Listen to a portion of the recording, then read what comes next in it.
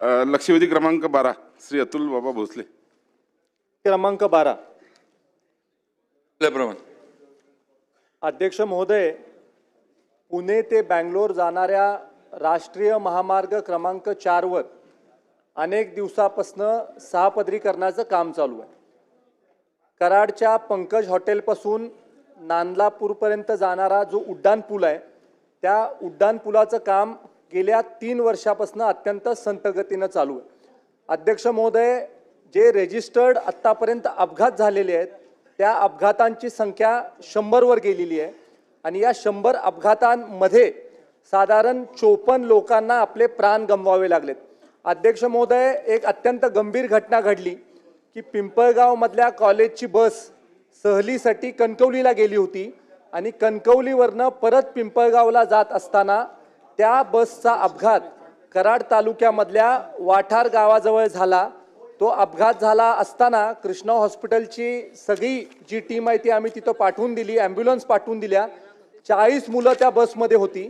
40 मुलांपैकी 6 मुलं ही ICU मध्ये ॲडमिट करावी लागली. त्या 6 पैकी 2 मुलं अशी होती, एकाला स्पायनल इंजरी झाली, एकाला सब ॲरेक्नॉइड हिमरेज झालं. सुदैवाने कुठलीही जीवितहानी त्याच्यामध्ये घडली नाही. अध्यक्ष महोदय, माझं आदरणीय मंत्री महोदय बाबा महाराजांना 4 प्रश्न आहेत. पहिला प्रश्न असा आहे की हा रस्ता कंप्लीट करण्यासाठी डेडलाईन काय आहे? कारण मागं सभागृहामध्ये असं सांगण्यात आलं होतं की ऑक्टोबरपर्यंत पुलाचं काम पूर्ण होईल, पण अजूनपर्यंत पुलाचं काम पूर्ण झालेलं नाही. 83% पुलाचं काम पूर्ण झालंय असं जरी आपण म्हणत असू तरी सुद्धा तिथं साईटवर लेबर नाही आहे, साईटवर प्रोजेक्ट इन्चार्ज नाही आहे. आणि अध्यक्ष महोदय, सगळ्यात महत्त्वाचं म्हणजे सर्व्हिस रोडचं सुद्धा रिपेअरचं काम कधी होणार याची सुद्धा आपल्याला डेडलाईन असणं गरजेचं आहे. कारण सर्व्हिस रोडमुळे देखील अपघात मोठ्या प्रमाणावर तिथं घडतात आहे. आणि माझी आदरणीय बाबा महाराजांना दुसरी एक विनंती आहे की आपण राज्याच्या सार्वजनिक बांधकाम खात्याच्या वतीनं अशा पद्धतीची एक शिफारस ही केंद्र सरकारकडे करणं गरजेचं आहे की जे अशा पद्धतीचे ठेकेदार आहेत, जे वेळेत काम पूर्ण करत नाहीत, जे ठेकेदार आपण राज्याने किती सूचना दिल्या तरी त्या गांभीर्यानं घेत नाहीत, याच्यावर काही कारवाई ही नॅशनल हायवे अथॉरिटी ऑफ इंडियाच्या माध्यमातून होणार का, याच्यासाठी देखील आपण शिफारस करणार आहे का, हे देखील आदरणीय मंत्री महोदयांना इथं सांगणं गरजेचं आहे. मला सभागृहाच्या द्वारे आदरणीय मंत्री महोदयांना एवढंच म्हणायचं आहे की बाबा महाराज, तुमची करडी नजर या ठेकेदारावर जर का पडली तर बाबा महाराज हे काम लवकर पूर्ण होईल. याच्याबद्दल आपण तशा सक्त सूचना कराव्यात अशा पद्धतीची विनंती मी आपल्याला करत आहे. ठीक आहे, चला आता पुढे.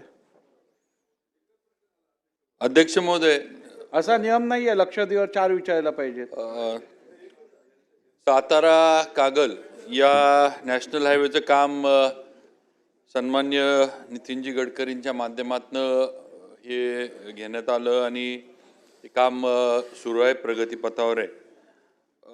नक्कीच थोडेफार कामामध्ये संबंधित ठेकेदारांनी काही दिरंगाई केली आहे, पण ज्याचा उल्लेख आता सन्मान्य अतुल भोसले बाबांनी केला, या संदर्भात पहिलं तर या आधीच आपण केंद्र सरकारला या हायवेचं काम जलद गतीनं व्हावं आणि या हायवेचे जे ठेकेदार आहेत त्यांच्याकडनं जी दिरंगाई होती आहे याच्याबद्दल आपण सन्मान्य गडकरी साहेबांच्या ऑफिसशी साहेबांशी आपण पत्रव्यवहार केला आहे.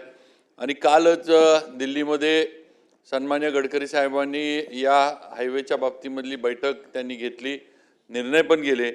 साधारण या हायवेचं काम मार्च 2026 पर्यंत पूर्ण करण्याचा कालच्या बैठकीमध्ये निर्णय झाला आहे.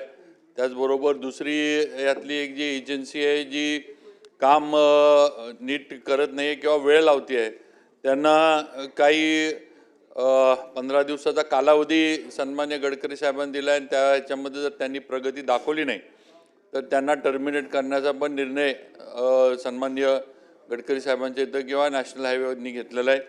ज्या अपघाताबद्दल इथं उल्लेख केला गेला, तो अपघात हा नुकताच तो अपघात झाला आहे आणि या अपघातामध्ये खरं म्हणजे अध्यक्ष महोदय बॅरिकेड वगैरे त्या ठिकाणी सिमेंटचे सर्व लावलेले होते आणि जी बस आहे या बसच्या ड्रायव्हरनं हे दिले की बसला कुत्रं आडवं आल्यामुळं त्याचा गाडीवरचा ताबा सुटला आणि हा अपघात झाला आहे. पण तरी पण जी परिस्थिती आहे जे सन्माननीय आमदार महोदयांनी सांगितलं आहे त्याच्यावर या रस्त्याचं म्हणजे सेफ्टीच्या दृष्टीने जे करणं गरजेचं आहे त्या सर्व बाबी परत एकदा तपासून घ्यायला सांगितलेल्या आहेत नॅशनल हायवेवाल्यांना. त्याचबरोबर पुलाचं काम पण लवकरच कराडमधला जो फार मोठा पूल जो आहे ते जे माननीय आमदार साहेबांनी सांगितलं की 83% पूर्ण झालं आहे आणि त्याच्या अप्रोचेसचं इथं थोडं लँड ॲक्विजिशनचे वगैरे कामं होती, अतिक्रमणाचे काही विषय होते ते सुद्धा आता संपलेत. त्यामुळं लवकरच पुलाचं कामसुद्धा पूर्ण होईल आणि सार्वजनिक बांधकाम विभाग जरी नॅशनल हायवेचं काम असलं तरी आमचं पूर्णपणे या रस्त्यावर किंवा हायवेच्या याच्यावर लक्ष आहे.